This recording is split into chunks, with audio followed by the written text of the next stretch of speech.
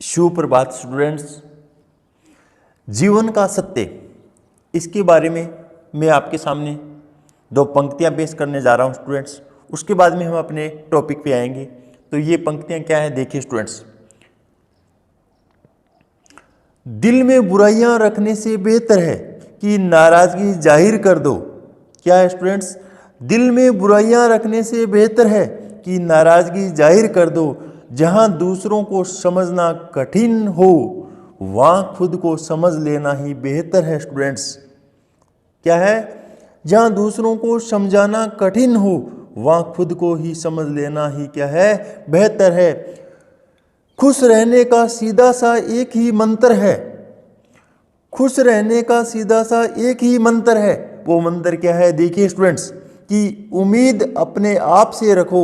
उम्मीद अपने आप से रखो, किसी और से नहीं, किसी और से नहीं। क्योंकि इस संसार में हर किसी को अपने ज्ञान का घमंड है, परंतु किसी को भी अपने घमंड का ज्ञान नहीं है।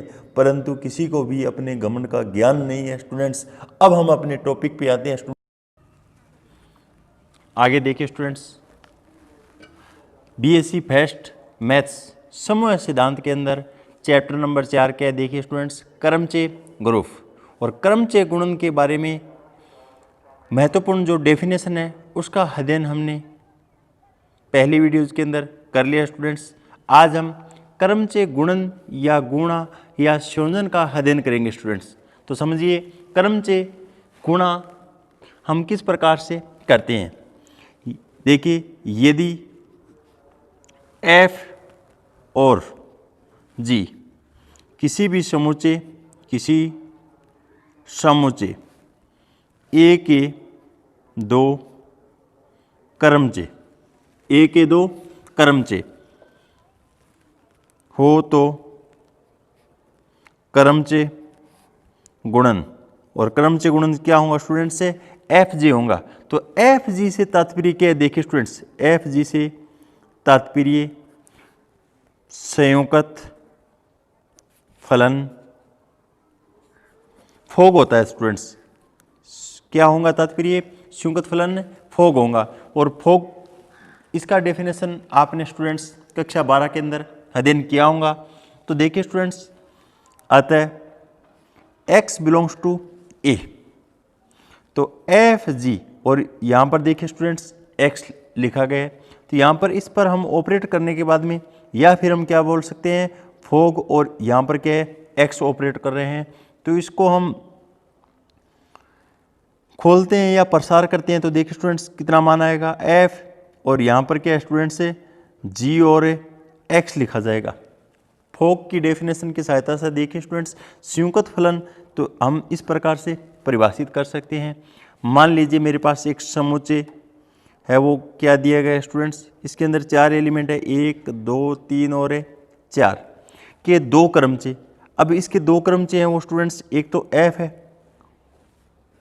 1 2 3 और 4, और यहाँ पर मान 2, यहाँ पर 3, यहाँ पर है 4, और एक मेरे पास g भी दिया गया है, और g का मान देखिए स्टूडेंट्स 1 2 3 और 4, और यहाँ पर देखिए 3 4 2 और 1।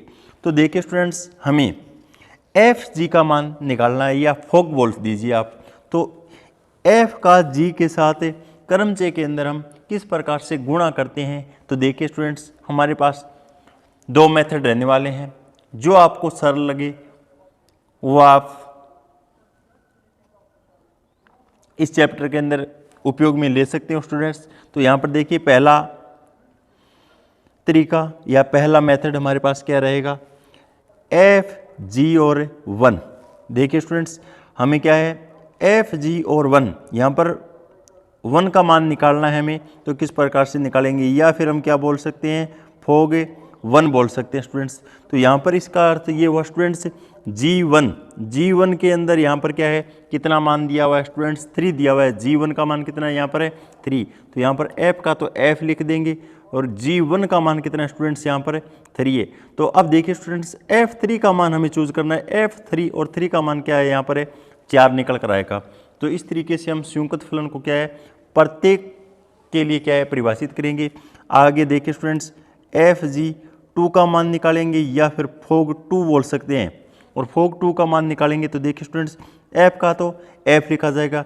जी 2 का मान कितना है स्टूडेंट्स से 4 है, जी का मान कितना है 4, तो यहाँ पर एफ 4 का मान कितना होगा, देखिए स्टूडेंट्स 4 के ऊपर संक्रिय ऑपरेट करने पर 1 मान आएगा, तो यहाँ पर कितना निकलेगा 1 निकलेगा स्टूडेंट्स।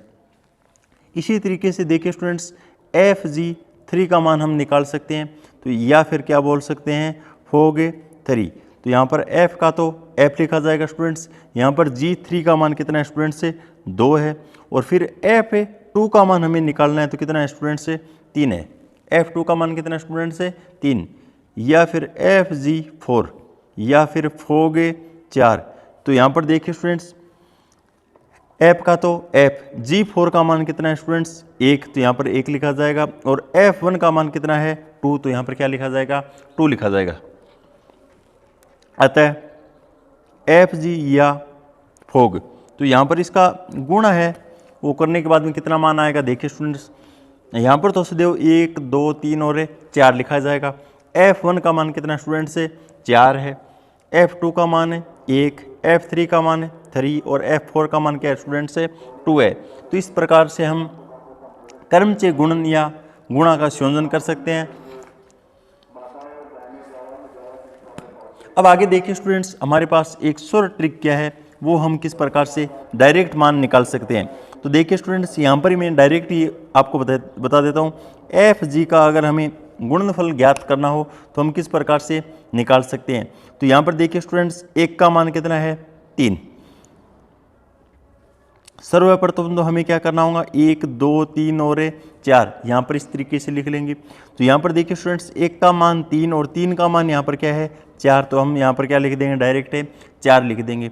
2 का मान यहाँ पर कितना है स्टूडेंट्स 4, और यहाँ पर 4 का मान क्या है स्टूडेंट्स से 1, तो यहाँ पर क्या लिख देंगे 1 लिख देंगे। उसके बाद में देखिए स्टूडेंट्स 3 का मान यहाँ पर क्या है 2 है, और यहाँ पर 2 का मान कितना है स्टूडेंट्स से 3, तो यहाँ पर क्या लिख देंगे डायरेक्ट है 3 लिख देंगे। उसके बाद में 4 का मान 1 है स्टूडेंट्स, और 1 का मान कितना है 2, तो यहाँ पर क्या लिख देंगे 2 लिख देंगे। ये तो स्टूडेंट्स एफ जी का गुणा है, ये तो किसका गुणा है एफ जी का। अगर हम जी और एफ निकालते हैं, क्या निकालते हैं जी और एफ, तो फिर हमें क्या करना होगा, देखिए स्टूडेंट्स अगर हमें क्या है जी एफ निकालना है तो यहाँ पर 1 2 3 और 4 इस तरीके से सीधे लिखा ही लिखा जाएगा। अब यहाँ पर हम देखते हैं स्टूडेंट्स 1 का मान कितना है 2 और 2 का मान कितना है 4, तो यहाँ पर क्या लिखा जाएगा 4 लिखा जाएगा। उसके बाद में देखिए स्टूडेंट्स 2 का मान कितना है 3 और 3 का मान यहाँ पर क्या है 2 है स्टूडेंट्स, तो यहाँ पर क्या लिखा जाएगा 2 लिखा जाएगा। और यहाँ पर 3 का मान कितना है स्टूडेंट्स 4 है, और यहाँ पर 4 का मान क्या है 1 है, यहाँ पर कितना आएगा 1। उसके बाद में देखिए स्टूडेंट्स 4 का मान कितना है 1 और 1 का मान कितना है 3। अब यहाँ से हमें एक निष्कर्ष प्राप्त होता है ये स्टूडेंट्स कि एफ जी का मान जी एफ के क्या है बराबर तो दिखाई नहीं दे रहा है, तो इसका मतलब क्या हुआ कि कर्मचे गुणन के अंदर कर्म विनिमय नियम का पालन नहीं होगा। किसका नियम, कौन से नियम का पालन नहीं होगा स्टूडेंट्स से, कर्म विनिमय नियम का क्या नहीं होगा यहाँ पर पालन नहीं होगा स्टूडेंट्स। तो इस प्रकार यहाँ पर हमें एक महत्वपूर्ण प्रॉपर्टी भी प्राप्त होगी स्टूडेंट्स, एफ जी का मान है वो जी एफ की क्या है बराबर नहीं है स्टूडेंट्स।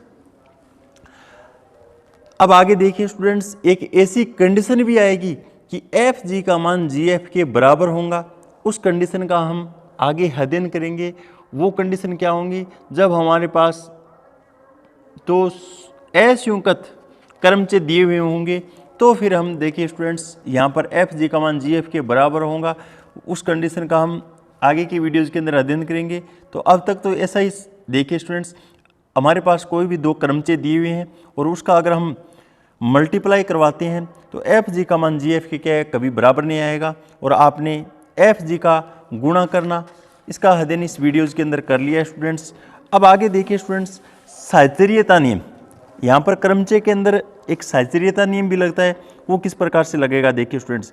अब यहाँ पर देखिए स्टूडेंट्स कर्मचे के अंदर मान लीजिए मेरे पास एफ जी और एच 3 क्या है कर्मचे दिए हुए हैं, तो यहाँ पर देखिए एफ जी एच और एफ जी और एच, अगर मैं एफ जी के ब्रैकेट लेता हूँ तो यहाँ पर जी और एच के ब्रैकेट लगेगा स्टूडेंट्स। तो साहचर्यता नियम का क्या होगा स्टूडेंट्स यहाँ पर पालन होगा। कर्मचे के अंदर सदैव साहचर्यता नियम का क्या होता है स्टूडेंट से पालन होता है, जबकि कर्मण्य नियम का पालन नहीं होता है। उसके बाद में देखिए स्टूडेंट्स प्रतिलोम कर्मचे, किसका अध्ययन करेंगे हम, प्रतिलोम कर्मचे। और प्रतिलोम कर्मचे को समझने के लिए देखिए किन्हीं दो कर्मचों का गुणन, मेरे पास कोई भी दो कर्मचे हैं तो देखिए स्टूडेंट्स किन्हीं दो कर्मचों का गुणन, और वो गुणन देखिए स्टूडेंट्स तत्समक कर्मचे आ जाए, क्या आ जाए, तत्समक कर्मचे हो तो वे परस्पर प्रतिलोम कर्मचे कहलाते हैं। कौन से कर्मचे कहलाएंगे स्टूडेंट्स से, प्रतिलोम कर्मचे कहलाएंगे। तो उदाहरण के लिए देखिए कर्मचे F बराबर A1 A2 A3 dash dash AN, यहाँ पर इसका मान B1 B2 B3 dash dash है BN। और अब देखिए स्टूडेंट्स मेरे पास दूसरा कर्मचे एक G है, यहाँ पर ये इसका प्रतिलोम कब हो सकता है, तो देखिए स्टूडेंट्स अगर इनके ये प्रथम पंक्ति है, कौन सी पंक्ति है स्टूडेंट्स, प्रथम पंक्ति, और इसको मैं द्वितीय पंक्ति नाम दे देता हूँ स्टूडेंट्स। तो यहाँ पर द्वितीय पंक्ति पहले लिख दी जाएगी और यहाँ पर क्या है स्टूडेंट्स है प्रथम पंक्ति, तो यहाँ पर B1 B2 B3 dash dash है BN, A1 A2 A3 dash dash है A और N। अब यहाँ पर देखिए स्टूडेंट्स क्या है, परस्पर प्रतिलोम है, तो प्रतिलोम है तो यहाँ पर FG या GF का मान है, हमें क्या है इकाई या तत्समक एलिमेंट प्राप्त हो जाए तो ये परस्पर क्या होंगे स्टूडेंट्स, प्रतिलोम क्रमचे कहलाएंगे। कौन से क्रमचे कहलाएंगे, प्रतिलोम क्रमचे। उसके बाद में देखिए स्टूडेंट्स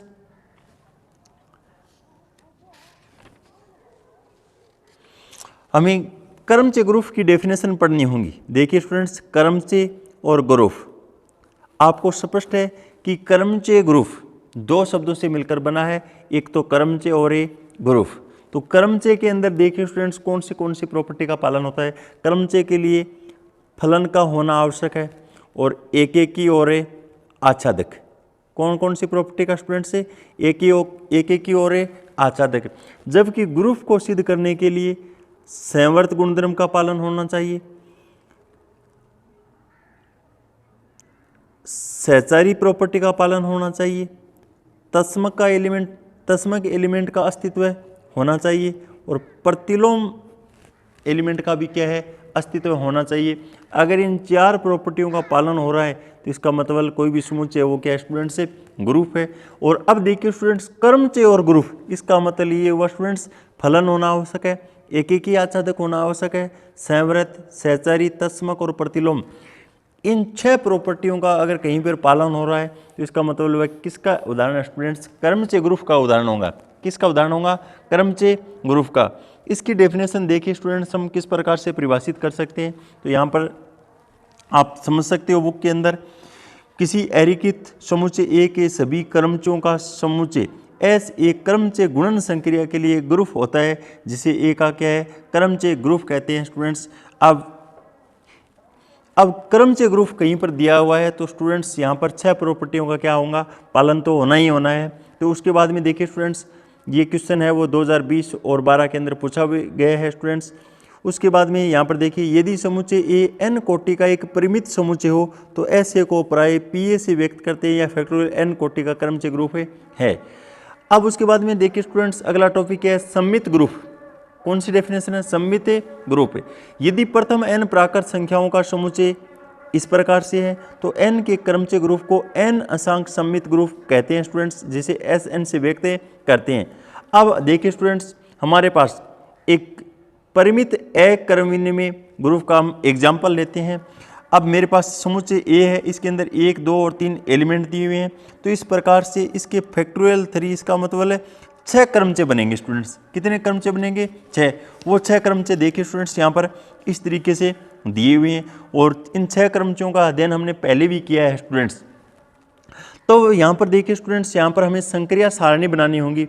तो संक्रिया सारणी के अंदर महत्वपूर्ण यहाँ पर देखिए स्टूडेंट्स ध्यान रखने योग्य बात क्या है, यहाँ पर तो सदैव इस तरीके से संक्रिया सारणी के अंदर हमें जो मान यहाँ पर लिखा जाएगा, जो यहाँ पर लिखा जाएगा, यहाँ पर और यहाँ पर इस तरीके से व्यवस्थित करते हैं।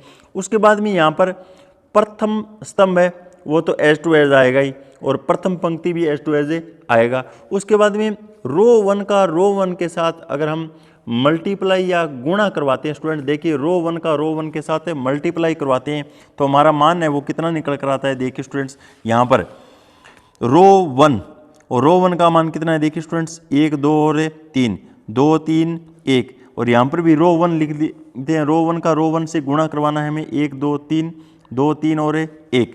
अब देखिए स्टूडेंट्स यहाँ पर मल्टीप्लाई है वो कितना आएगा, 1 का मान 2 और 2 का मान यहाँ पर है 3, 2 का मान 3 और 3 का मान है 1 है स्टूडेंट्स यहाँ पर। अब आगे देखिए स्टूडेंट्स 3 का मान 1 और 1 का मान यहाँ पर है 2, तो ये मान है वो किसका है, देखिए स्टूडेंट्स यहाँ पर हमें दिखाई दे रहा है स्टूडेंट्स, जो कि आपको देखिए स्टूडेंट्स यहाँ पर क्या है, रो 2 का मान है। किसका मान है, रो 2 का, तो यहाँ पर देखिए स्टूडेंट्स क्या आएगा, रो 2 ही लिखा जाएगा। उसके बाद में रो 2 का मल्टीप्लाई रो 1 से करवाना है स्टूडेंट्स, तो यहाँ पर रो 0 लिखा जाएगा। तो इस तरीके से देखिए स्टूडेंट्स आप प्रत्येक टर्म का गुणा कर यहाँ पर ये प्रत्येक मान निकाल लेना, ताकि हमें एक संक्रिय सारणी है वो पूर्ण रूप में प्राप्त हो जाए। और उसके बाद में देखिए स्टूडेंट्स अगर ये क्रमविनिमय का उदाहरण होता तो यहाँ पर हमें क्या है, सम्मित प्रॉपर्टी यहाँ पर लागू होती, तो यहाँ पर हमें हाफ मान ही निकालने पड़ते थे। तो अब यहाँ पर क्या करना होगा, देखिए स्टूडेंट्स सारणी के अवलोकन से स्पष्ट है। तो सर्वप्रथम देखिए स्टूडेंट्स यहाँ पर परिमित अक्रमविनिमय का एग्जाम्पल है, तो सर्वप्रथम हमें यहाँ पर संवर्त गुणधर्म चेक करना होगा, तत्समक, प्रतिलोम और सहचारी, इन सभी नियमों का क्या करवाना होगा, पालन करवाना होगा स्टूडेंट्स। तो यहाँ पर सभी के सभी S3 के सदस्य, इसका मतलब रो 0, रो 1, रो 2, μ1, μ2 और μ3, इन के अलावा कोई भी मान हमें यहाँ पर दिखाई नहीं दे रहा है संक्रिय सारणी के अंदर। इसका अर्थ ये हुआ स्टूडेंट्स संवर्त गुणधर्म का तो क्या हो रहा है, यहाँ पर पालन हो रहा है। और रो 0 यहाँ पर क्या है स्टूडेंट्स, तत्सम का भी है, और ये रो 0 है वो प्रत्येक पंक्ति हो चाहे प्रत्येक स्तंभ हो स्टूडेंट्स, केवल एक बार ही आएगा स्टूडेंट्स। तो यहाँ पर तत्समक एलिमेंट का भी क्या है, अस्तित्व है स्टूडेंट्स। अब उसके बाद में हमें प्रतिलोम निकालना होगा। प्रतिलोम हम इस प्रकार से निकालेंगे, देखिए स्टूडेंट्स हमें क्या है, इन दो क्रमचों का गुणा कराने पर हमें रो 0 प्राप्त हो जाए, वो क्या होगा स्टूडेंट्स, इसका प्रतिलोम होगा। तो यहाँ पर देखिए स्टूडेंट्स रो 0 का रो 0 से मल्टीप्लाई किया तो यहाँ पर रो 0 मिल रहा है, तो रो 0 का प्रतिलोम रो 0 ही आएगा, क्या आएगा, रो 0। उसके बाद में रो 1 का प्रतिलोम किस प्रकार से हम निकालते हैं, देखिए स्टूडेंट्स रो 1 का हम किसके साथ मल्टीप्लाई करवाएं ताकि हमें रो 0 मिल जाए, तो किसके साथ है, 2 के साथ है स्टूडेंट्स। तो यहाँ पर क्या है, 2 आएगा प्रतिलोम। रो 2 का हम किसके साथ मल्टीप्लाई करवाते हैं, तो यहाँ पर देखिए स्टूडेंट्स रो 0 हमें दिखाई दे, तो रो 1 के साथ, तो इस तरीके से रो 2 का क्या है प्रतिलोम, रो 1 है। उसके बाद में μ1 को हम किससे गुणा करवाएं ताकि रो 0 आ जाए, तो यहाँ से μ1 से ही गुणा करवाना पड़ेगा। देखिए स्टूडेंट्स तो इस तरीके से हम प्रतिलोम निकालते हैं। सारणी मुख्य विकर्ण के सापेक्ष सममित नहीं है। सममित का मतलब ये हुआ स्टूडेंट्स, यहाँ पर इस तरीके से हम एक रेखा खींचते हैं और यहाँ पर ये लाइन और ये लाइन तो देखिए स्टूडेंट्स इक्वल है, लेकिन यहाँ पर देखिए स्टूडेंट्स रो 2 को ढकने पर यहाँ पर रो 0 है, यहाँ पर भी रो 0 है, यहाँ पर रो 3 है, यहाँ पर 2 है। तो देखिए स्टूडेंट्स यहाँ पर ये मान और ये मान समान आ जाते तो सममित प्रॉपर्टी का पालन होता, लेकिन यहाँ पर मान इक्वल नहीं है, तो इसका अर्थ ये हुआ स्टूडेंट्स यहाँ पर सममित प्रॉपर्टी का पालन नहीं होता है। सममित प्रॉपर्टी का पालन नहीं होता है, इसका मतलब दिया गया परिमित ग्रुप है वो क्या है, एक क्रमनियम का क्या है, एग्जाम्पल है। यहाँ पर देखिए स्टूडेंट्स सहचारी नियम का तो क्या है, पालन होना ही होना है, क्योंकि संख्याओं के लिए सदैव सहचारी नियम का क्या होता है, पालन होता है। अब उसके बाद में देखिए स्टूडेंट्स चक्रीय क्रमचय क्या होता है, यह चक्कर की डेफिनेशन हम किस प्रकार से दे सकते हैं। तो यहाँ पर देखिए स्टूडेंट्स अगर A1 चक्कर पर मैं सिग्मा ऑपरेट करता हूँ तो 2 आ जाता है मान, और 2 पे ऑपरेट सिग्मा करने पर 3 आ जाएगा। इस तरीके से देखिए स्टूडेंट्स और वापस ए आर पर अगर मैं सिग्मा ऑपरेट कर दूं तो वापस A1 मान आ जाता है। तो एक साइकिल के रूप में देखिए स्टूडेंट्स, इस तरीके से मान है वो चलते रहेंगे। यहाँ पर A1 पर मान ऑपरेट करने पर 2 आएगा और 2 पे ऑपरेट करने पर देखिए स्टूडेंट्स, यहाँ पर अगर 1 और 2 दो ही मान दिए हुए तो वापस 1 आ जाएगा। यहाँ पर अगर 3 मान दिया गया है तो यहाँ पर क्या है 3 आ जाएगा और अंतिम मान पर हम ऑपरेट करने पर वापस प्रथम मान प्राप्त हो जाता है। तो चक्रीय ग्रुप या चक्रीय क्रमचय की हम डेफिनेशन किस प्रकार से परिभाषित कर सकते हैं। देखिए स्टूडेंट्स, किसी ए का कोई क्रमचय सिग्मा एक चक्रीय क्रमचय कहलाता है यदि ए का ऐसा परिमित उपसमुच्चय और हमारे पास इस तरीके से विद्यमान हो कि, देखिए स्टूडेंट्स इसकी डेफिनेशन हमने बता दी है। और उसके बाद में देखिए स्टूडेंट्स, यहाँ पर एक एग्जाम्पल की सहायता से आप समझ सकते हैं स्टूडेंट्स। यहाँ पर चक्कर सिग्मा की लंबाई कहलाती है, सिग्मा है वो चक्कर की क्या है लंबाई है। तो यहाँ पर एक एग्जाम्पल भी दिया हुआ है, तो यहाँ पर 2, 4, 5 और 6 बिलोंग्स टू S6। यहाँ पर इसका मतलब ये हुआ 6 का अर्थ 6 से अधिक मान नहीं होंगे स्टूडेंट्स, इस चक्कर की लंबाई बोल सकते हैं S6। इस चक्कर की लंबाई 6 से ज़्यादा कभी नहीं आएगी। और इसके अंदर देखिए स्टूडेंट्स, एलिमेंट यहाँ पर कितने दिए हुए हैं, अभी तो 4 दिए हुए हैं, तो यहाँ पर 4 लंबाई का एक क्या है चक्कर प्राप्त है हमें। यहाँ पर 2 के ऊपर हम सिग्मा ऑपरेट करते हैं तो इसका मान क्या आएगा 4 आएगा। और 4 के ऊपर अगर सिग्मा ऑपरेट कर देते हैं तो इसका मान 5 आएगा। और 5 के ऊपर अगर हम सिग्मा ऑपरेट कर देते हैं तो 6 आएगा। और 6 के ऊपर अगर सिग्मा ऑपरेट करते हैं तो वापस क्या आ जाएगा स्टूडेंट्स से 2 आएगा। और यहाँ पर 2 मान ऐसे गायब हैं देखिए स्टूडेंट्स, जो खुद के खुद ही आने वाले हैं, तो उसे तस्मक बोलते हैं। सिग्मा 1 और इसका मान 1 आएगा और 3 का 3 मान निकल कर आता है। तो यहाँ पर देखिए स्टूडेंट्स, इस तरीके से क्या है कि क्रमचय समूच्चय बनेगा मेरे पास। तस्मक क्रमचय एक लंबाई का चक्कर होता है जिसे समुच्चय के किसी भी एक अवयव से व्यक्त किया जा सकता है स्टूडेंट्स। और S3 में तस्मक क्रमचय हैं जिसे 2 और 3 से भी व्यक्त कर सकते हैं स्टूडेंट्स। उसके बाद में देखिए हमें क्या करना होगा, चक्कर की कोटि निकालते हैं। हम किस प्रकार से निकालेंगे, देखिए स्टूडेंट्स चक्कर की कोटि हम एक एग्जाम्पल लेते हैं 2, 4, 5 और 6 और बिलोंग्स टू S6 के लिए। अब यहाँ पर चक्कर की कोटि निकालते समय यहाँ पर देखिए स्टूडेंट्स, यहाँ पर सिग्मा की पावर 1 लेते हैं तो इसका मतलब ये हुआ स्टूडेंट्स 2 को ढक दीजिए। और उसके बाद में अगला मान क्या है 4, तो यहाँ पर प्रथम मान क्या आएगा 4। सिग्मा स्क्वायर, इसका मतलब ये स्टूडेंट्स 2 और 4 इन 2 मानों को ढक दीजिए। उसके बाद में अगला मान क्या है 5, तो यहाँ पर क्या है 5 लिखा जाएगा। सिग्मा की पावर 3, इसका मतलब ये हुआ स्टूडेंट्स 3 मान ढक दीजिए, 1, 2 और 3, तो अगला मान क्या है 6, तो यहाँ पर क्या लिखा जाएगा 6। सिग्मा की पावर 4, यहाँ पर 4 मान ढक दीजिए स्टूडेंट्स, 1, 2, 3 और 4, तो उससे अगला मान क्या आएगा स्टूडेंट्स, वापस क्या आएगा 2 आएगा। तो यहाँ पर 2 और 2 दोनों इक्वल है, किसी भी फलन के ऊपर फलन ऑपरेट किया जाता है और उसका मान सेम आ जाता है, उसका मतलब देखिए स्टूडेंट्स वो उसके अंदर क्या होगा तस्मक होगा। तो यहाँ पर सिग्मा की पावर 4 है वो तस्मक क्रमचय है स्टूडेंट्स, यहाँ पर क्या है तस्मक है क्रमचय है। और इसी तरीके से देखिए स्टूडेंट्स हम 4 का मान निकालते हैं, सिग्मा की पावर है 4 और फिर 4 उसका मान सेम आने वाला है। क्यों, किस प्रकार से, देखिए स्टूडेंट्स सर्वप्रथम मान लीजिए हमें 4 का मान निकालना है और यहाँ पर 4 मान हमें गायब करने होंगे स्टूडेंट्स। तो 4 के बाद में देखिए 4 किस प्रकार से गायब करते हैं, 4 को गायब कर दिया, 5 को गायब कर दिया, 6 को गायब कर दिया और वापस हमें 2 को गायब करना पड़ेगा। फिर वापस अगला मान क्या आएगा स्टूडेंट्स 4 आएगा, तो यहाँ पर 4 इस तरीके से लिखा गया स्टूडेंट्स। और यहाँ पर 5 की पावर 4, तो यहाँ पर 5 की पावर है 4, तो 5 की पावर के लिए एक मान को गायब कर दिया, दूसरे मान को गायब कर दिया, तीसरे मान को गायब कर दिया और चौथे मान को गायब कर दिया। तो यहाँ पर अगला मान क्या आएगा स्टूडेंट्स से 5 ही निकल कर आने वाला है। सिग्मा की पावर 6, तो सिग्मा की पावर 6 के लिए देखिए स्टूडेंट्स 1 मान, 2 मान, 3 मान, 4 मान और उसके बाद में वापस अगला मान क्या आएगा स्टूडेंट्स 6 ही आने वाला है। तो इस प्रकार हम कह सकते हैं सिग्मा की पावर 4, यहाँ पर चक्कर की कोटि निकालते समय सेम मान वापस रिपीट होने वाला है। इसका अर्थ ये हुआ स्टूडेंट्स यहाँ पर सिग्मा की पावर 4 है वो हमारा क्या है तस्मक क्रमचय है और जो क्या है सम्मित समूह S6 में तस्मक अवयव है। तो यहाँ पर इस तरीके से समूह S6 से ऑर्डर ऑफ सिग्मा, इसका मान क्या आएगा स्टूडेंट्स से 4 निकल कर आता है। और एक अच्छा क्वेश्चन है स्टूडेंट्स जो 2020 के अंदर पूछा गया है, वो क्वेश्चन क्या है, सिद्ध कीजिए कि R लंबाई के चक्कर की कोटि क्या होती है, R होती है। और यहाँ पर दिया भी गया है किसी भी चक्कर की कोटि उसकी लंबाई की क्या होती है, बराबर होती है स्टूडेंट्स। अब उसके बाद में हम चक्कर का प्रतिलोम किस प्रकार से परिभाषित करेंगे। देखिए स्टूडेंट्स, किसी चक्कर सिग्मा के अवयवों को विपरीत क्रम से लिखने पर प्राप्त चक्कर सिग्मा का प्रतिलोम चक्कर कहलाता है।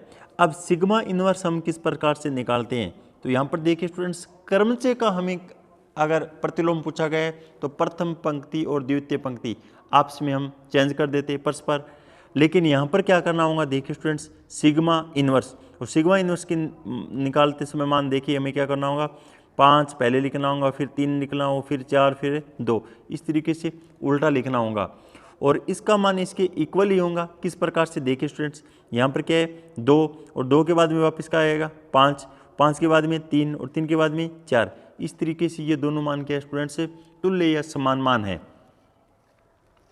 उसके बाद में हमें देखिए स्टूडेंट्स असंयुगत चक्कर, इसका भी अध्ययन करना होगा। तो असंयुगत चक्कर क्या है, देखिए स्टूडेंट्स, किसी भी समुच्चय के 2 चक्कर असंयुगत चक्कर कहलाते हैं। किसी भी समुच्चय के 2 चक्कर असंयुगत चक्कर कहलाते हैं यदि उनके संकेतों में कोई भी उभयनिष्ठ अवयव नहीं हो।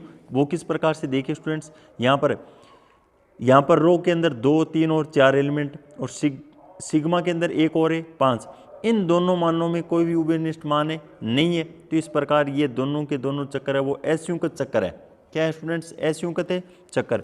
उसके बाद में यहाँ पर देखिए स्टूडेंट्स फाई और यहाँ पर साई, तो यहाँ पर मान है वो क्या है 2 उभयनिष्ठ है दोनों के अंदर। तो यहाँ पर दिए गए दोनों एग्जाम्पल है, उसके अंदर पहला तो असंयुगत चक्कर है जबकि दूसरा है वो असंयुगत चक्कर है नहीं है, क्योंकि 2 है वो फाई और साई के दोनों के अंदर क्या है, संकेतों के अंदर उभयनिष्ठ है। अब देखिए स्टूडेंट्स, पहले तो मैंने ऐसा बताया कि कोई भी 2 क्रमचय उनका गुणनफल कभी भी इक्वल नहीं आएगा, लेकिन यहाँ पर देखिए स्टूडेंट्स, अगर असंयुगत चक्रों का गुणन असंयुगत चक्कर दिया गया है तो इसका अर्थ ये हुआ स्टूडेंट्स, रो सिग्मा और सिग्मा रो का मान क्या आएगा, इक्वल आएगा। लेकिन ये कंडीशन कब पैदा हो सकती है स्टूडेंट्स, जब हमारे पास चक्कर है वो क्या हो, असंयुगत हो। आगे हम एक एग्जाम्पल लेकर भी समझ सकते हैं। वो एग्जाम्पल क्या है, देखिए स्टूडेंट्स, कोई 2 असंयुगत चक्रों का गुणनफल है वो क्या है, क्रमहीन में होता है। यहाँ पर रो और सिग्मा, और इसको देखिए स्टूडेंट्स हम किस प्रकार से क्रमचय बना सकते हैं। 1 का मान 2 और 2 का मान 5, तो इस तरीके से लिखा जाएगा, और 5 का वापस क्या मान आएगा, 1 आएगा।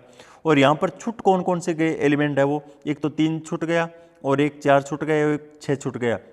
तो यहाँ पर 3 का 3 आएगा, 4 का 4 और 6 का 6 लिखा जाएगा। उसके बाद में 3, 4 और 6, इसको क्रमचय के अंदर फुल विस्तार के अंदर हम किस प्रकार से लिख सकते हैं, 3 का मान 4 और 4 का मान 6। तो देखिए स्टूडेंट्स, 3 का मान 4 और 4 का 6 और 6 का वापस क्या आएगा स्टूडेंट्स, 3 लिखा जाएगा।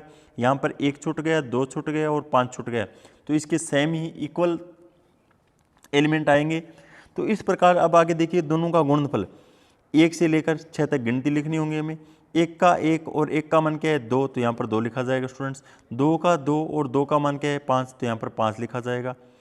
3 का 4 और 4 का 4 लिखा जाएगा। 5 का 6 4 का 6 और 6 का 6 लिखा जाएगा स्टूडेंट्स। 5 का 5 और 5 का 1 लिखा जाएगा। 6 का 3 और 3 का 3 लिखा जाएगा। तो इस प्रकार आप गुणनफल ज्ञात कर सकते हैं। और गुणनफल क्या है, ये और ये, ए और इक्वेशन बी आपस में बराबर है। तो यहाँ पर असंयुगत चक्कर दिए हुए हैं तो गुणनफल भी क्या होंगे स्टूडेंट्स से बराबर होंगे। और उसके बाद में देखिए स्टूडेंट्स, प्रत्येक क्रमचय असंयुगत चक्रों के गुणनफल के रूप में भी क्या है व्यक्त किया जा सकता है। अभी अभी हमने देखा स्टूडेंट्स। अब यहाँ पर देखिए स्टूडेंट्स, क्रमचय की कोटि हम किस प्रकार से परिभाषित करेंगे।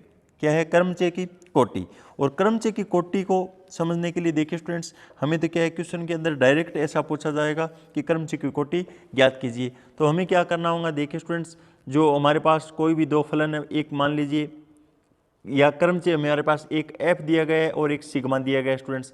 अब हमें क्या करना होगा, एफ के असंयुगत चक्रों की लंबाई का पहले तो हमें क्या है जो क्रमचय दिया गया है उसको असंयुगत चक्रों के अंदर कन्वर्ट करना होगा। और उस असंयुगत चक्रों के अंदर हमें क्या करना होगा, देखिए स्टूडेंट्स,